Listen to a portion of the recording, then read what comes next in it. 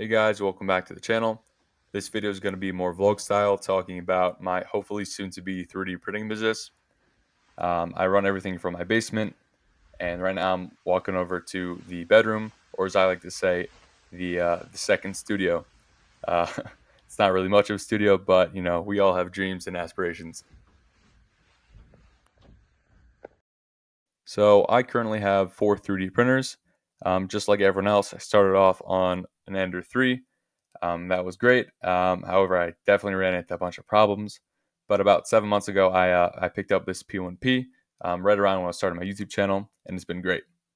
A little later on, I picked up this A1 Mini. This is also great. I always wanted a small 3D printer, and this is kind of the first one that I got where it performed just as well as all the other ones. All right, now we're moving on to Studio 2. So right here are my two A1s. This is the first one, and this is the second one. I picked these up pretty recently because I'm starting my 3D printing business. Yeah, so that's kind of what I'm here to talk about. So I really want to start a 3D printing business. I've been wanting to for years and years. I finally just locked down and decided that I'm going to go for it. And that business model led me to buying a bunch of 3D printers and have nothing to sell. So I made a bunch of 3D prints, and here I'll show you the footage. But I'm not really able to sell these because of certain licensing issues.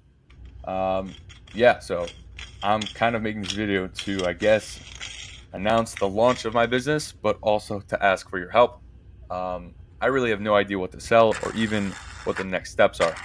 So if you guys could help, I mean, that would be great. I've tried reaching out to a couple YouTubers, but didn't really have any luck. I also started this YouTube channel because I thought this was the best way of advertising, and I really haven't converted so much. So I don't know if you guys have any suggestions. I would love to hear because right now I'm at negative $750 from buying these 3D printers.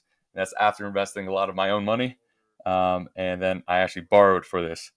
I'm on a student budget. I'm not too old myself. So yeah, if you guys have any suggestions, please, I would love to hear it.